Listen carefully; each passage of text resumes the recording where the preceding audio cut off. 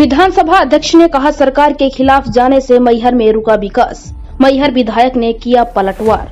मध्य प्रदेश के विधानसभा अध्यक्ष गिरीश गौतम से मीडिया ने सवाल किया कि मैहर स्मार्ट सिटी घोषित कर दिया क्या, लेकिन धरातल पर मैहर में स्मार्ट सिटी प्रोजेक्ट के तहत हुए काम नहीं दिखाई दे रहे हैं। विधानसभा अध्यक्ष ने कहा, एक चैन कमजोर हो जाए तो पूरी जंजीर कमजोर हो जाती है। जो सरकार विकास को लेकर आई, उसे सरकार के खिलाफ खड़े हो जाना और उसका विरोध करना सही नहीं है। विधानसभा अध्यक्ष गिरीश गौतम ने बिना नाम लिए मैहर विधायक नारायण त्रिपाठी को मैहर के रुके विकास का जिम्मेदार ठहराया, जिसको लेकर मैहर विधायक नारायण त्रिपाठी ने पलटवार करते हुए कहा, अध्यक्ष महोदय, बिंद के साथ विधानसभा के भी मुखिया हैं। अपने समझ की बात होती है। विकास हर जगह हुआ है और हो रहा है। मैहर क्षेत्र के स्कूल कॉलेज को कौन उपेक्षित कर सकता है। मैहर में कॉलेज के लिए करोड़ों रुपए आए। घुनवारा व शारदा माणसागर का टेंडर भी लगाया जा चुका है। विकास कार्यों का भी कभी अंत नहीं होता। जो विकास मैहर में हुए हैं वह हो रहे हैं, उन्हें मैहर की जनता देख रही है। इंडिया रिपब्लिक न्यूज के लिए तेज प्रताप कशेर की खास रिपोर्ट। मैहर में आप दर्शन करने हैं, यह निजी कार्यक्रम है कि शासकीय तो हो नहीं सकता। मैहर माता के दर्शन करने का कभी भी शासकीय कार्यक्रम नहीं हो सकता, क्योंकि उनका दर्शन, उनका महात्म निजी आस्था का सवाल है। उस आस्था के हिसाब से मेरे क्षेत्र के कार्यकर्ता, भारतीय जनता पार्टी के जो कार्यकर्ता हैं, जिनने मुझे विधायक बनाया है, उनकी इच्छा थी कि प्रथम वर्ष की शुरुआत हो रही है, तो चलिए साथ में दर्शन करते हैं, इसलिए सबको लेकर के आया। दादा, जैसे कि मैहर क्षेत्र में विकास की बहुत अपार संभावना है, लेकिन विकास के नाम में कहीं न कहीं रोड़ा बनता है। मिनी स्मार्ट सिटी की घोषणा हुई थी, वो काम अभी भी पूरा नहीं हुआ। अगर हो भी रहा है तो उसमें कहीं न कहीं कुछ गोलमाल रहता है। वो कोई चैन बनती है, आप समझते हो ना। चैन बीच में कमज़ोर हो जाए तो पूरी जंजीर कमज़ोर हो जाती है। तो चैन कहीं गड़बड़ तो हुई है। विकास की जो धारा चलती है, तो धारा में चैन कहीं गड़बड़ हो रही है। और चैन कौन सा, कड़ी कहाँ गड़बड़, ये आप सब स्वयं समझते हैं। तो चैन का कुछ नाम हो सकता है क्या? नाम का आप इतना समझो ना कि चैन कहाँ गड़बड़ हो रही है। जिनको विकास का एक तरह से विकास की जो सरकार की देन है, उसको लेकर के आना और वो सरकार के खिलाफ खड़े हो जाना, दोनों में बहुत विरोधाभास है। और शायद मैं ऐसा समझता हूँ कि मुख्यमंत्री जी के उसमें मैंने जब बात की उनसे, प्राथमिकता का क्षेत्र रहा है, क्योंकि जब भी हो मैहर माँ की हमेशा बात करते हो, तो मुझे ऐसा लगता है कि जितना तेज होना चाहिए तो शायद वो नहीं है, पर विकास तो हर क्षेत्र का हो रहा है। दादा, जैसे कि रोप वे हमेशा से समस्या का एक समाधान रहा है, मतलब समस्या ही रह आई है।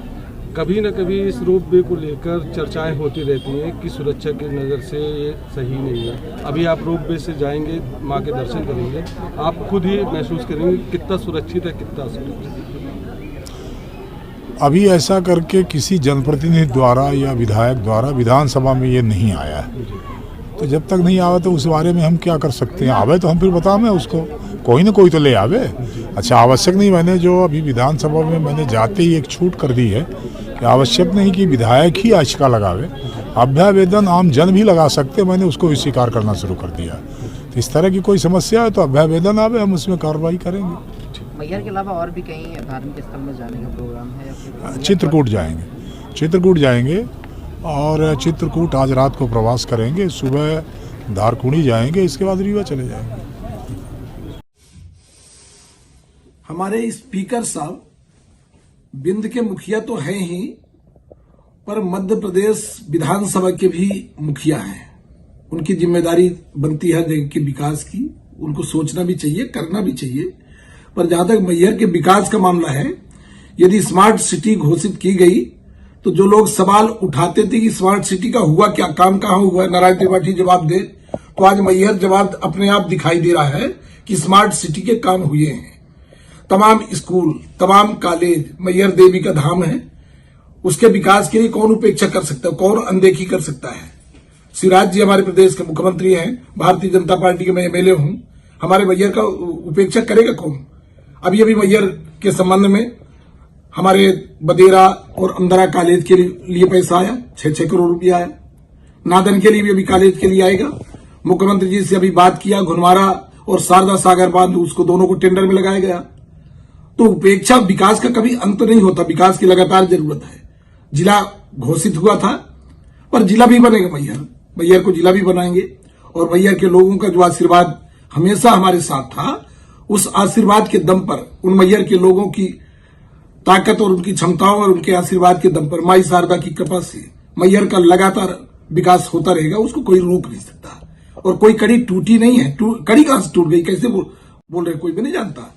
मैं तो भारतीय जनता पार्टी के विधायक हूं और हमारे मुख्यमंत्री शिवराज जी हैं। ये कड़ी कहां टूट गई? तो ये तो अपने अपने समझ की बात है, किसमें कितनी क्या समझ है, कौन क्या समझ रहा है, ये मैं नहीं जानता।